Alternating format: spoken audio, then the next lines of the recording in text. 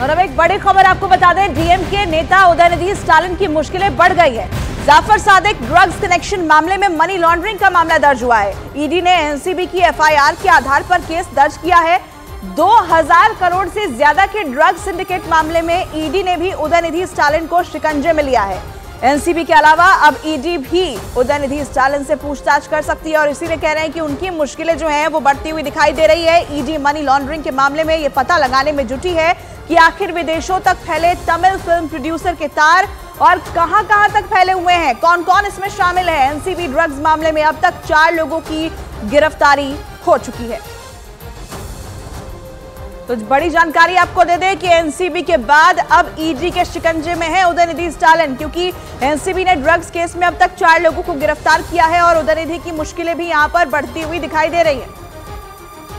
और जाफर सादिक से पूछताछ में एनसीबी सूत्रों की तरफ से बड़ा दावा किया गया है। जाफर सादिक से एनसीबी की पूछताछ में यह पर्दाफाश हुआ है कि उदयनिधि स्टालिन को 7 लाख रुपए दिए गए। रिलीफ फंड के लिए 5 लाख रुपए देने का आरोप भी लगा है। ये एक एक करके हम आपको बता रहे हैं। पार्टी फंड में 2 लाख रुपए देने का दावा किया गया है। उदयनिधि के खिलाफ एनसीबी के बाद ईडी ने भी केस दर्ज कर लिया है। विदेशों से ड्रग्स रैकेट के जरिए करोड़ों की कमाई का आरोप है और ऐसे में उदयनिधि स्टालिन की मुश्किलें अब बढ़ती हुई जा रही हैं।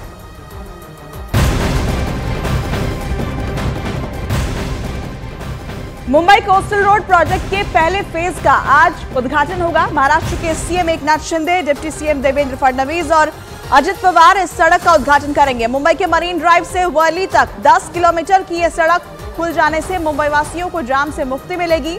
कोस्टल रोड प्रोजेक्ट के 10 किलोमीटर का ये पहला फेज समंदर के अंदर बनाया गया है, जबकि दूसरे फेज में कोस्टल रोड प्रोजेक्ट वर्ली से सीलिंग को जोड़ता हुआ बांद्रा तक जाएगा। दावा है कि 10,000 करोड़ का ये प्रोजेक्ट मुंबई में ट्रैफिक की समस्या को खत्म करने में काफी अहम साबित होगा। बताया जा रहा है कि कोस्टल रोड के खुल जाने से मरीन ड्राइव से वर्ली जाने में अब सिर्फ 15 मिनट लगेंगे। इस रोड की क्या खासियत है ये एक एक करके हम आपको बता रहे हैं। मरीन ड्राइव से वर्ली तक का सफर मात्र 15 मिनट में पूरा हो जाएगा। इस सड़क का उद्घाटन आज एकनाथ शिंदे करेंगे।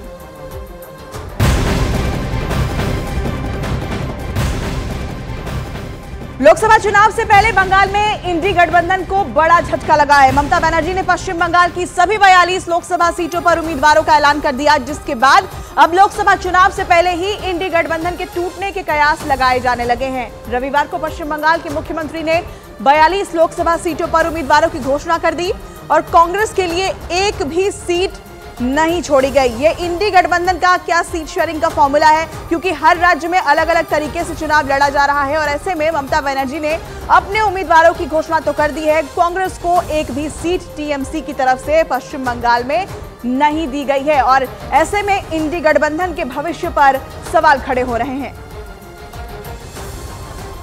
तो पश्चिम बंगाल से हम बड़ी खबर आपको बता रहे हैं। लोकसभा चुनाव में एनडीए को टक्कर देने के लिए इंडी गठबंधन को बनाया गया, लेकिन इंडी गठबंधन में समय समय पर फूट दिखाई देती है।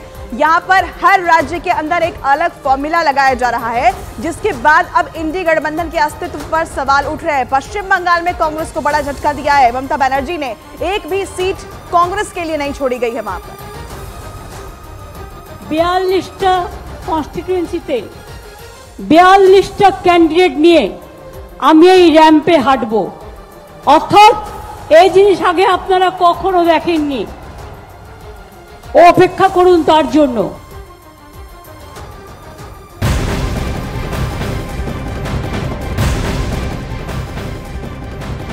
और पश्चिम बंगाल के मैदान से टीएमसी ने किन किन उम्मीदवारों को उतारा है वो जल्दी से आपको बताते हैं, दिखाते हैं एक एक करके वो नाम कौन कौन से हैं। जो 42 उम्मीदवारों की घोषणा टीएमसी की तरफ से की गई है उसमें कौन कौन शामिल है, किसका पत्ता कटा है वो भी हम आपको बताएंगे। देखिए, डायमंड हार्बर से अभिषेक बनर्जी चुनावी मैदान में होंगे। टीएमसी की तरफ से यह ऐलान कर दिया गया है। शाइनी घोष जाधवपुर से चुनाव लड़ेंगी। तो एक एक करके आप वो नाम देखिए, तस्वीरें भी देखिए। यहाँ पर बैरमपुर से यूसुफ पठान को टीएमसी उम्मीदवार बनाया गया है। दमदम से सौगत रॉय टीएमसी के उम्मीदवार हैं, वो चुनाव लड़ेंगे। इसके अलावा वर्धमान दुर्गापुर से कीर्ति आजाद टीएमसी के उम्मीदवार होंगे और आसनसोल से शत्रुघ्न सिन्हा को टीएमसी ने चुनावी मैदान में उतारा है। ये एक एक करके आप नाम देखिए। बीरभूम से शताब्दी रॉय टीएमसी की उम्मीदवार होंगी। नामों का ऐलान कर दिया गया है सभी 42 सीटों पर और एक एक करके हम वो चेहरे भी आपको दिखा रहे हैं। महुआ मोइत्रा कृष्णा नगर से चुनाव लड़ेंगी। एक एक करके वो तस्वीरें भी आप देखते जाइए कि किन किन उम्मीदवारों का ऐलान, जो दिग्गज हैं उनका ऐलान यहां पर ममता बनर्जी की तरफ से कर दिया गया है।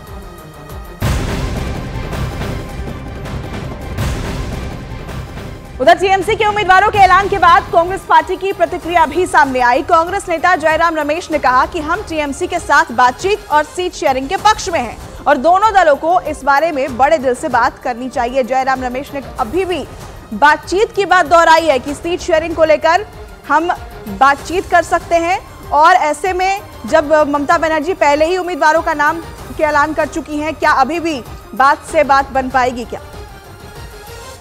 मैं ये बात कहूँगा कि हमारी कांग्रेस पार्टी ने हमेशा कहा है कि हम चाहते हैं कि टीएमसी के साथ सीट शेयरिंग हो, बातचीत हो, सम्मानजनक फॉर्मूला ढूंढा जाए, बीच का रास्ता ढूंढा जाए, एक तरफा कोई घोषणा नहीं होना चाहिए।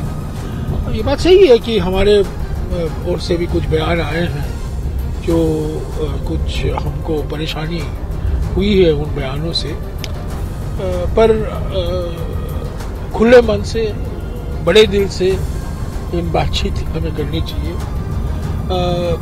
तो हमारे दरवाजा हमेशा खुला है। हम कहकर आ रहे हैं कि इंडिया जनबंधन को मजबूत करना हमारा कर्तव्य है, हमारा फर्ज है, हमारी प्राथमिकता है।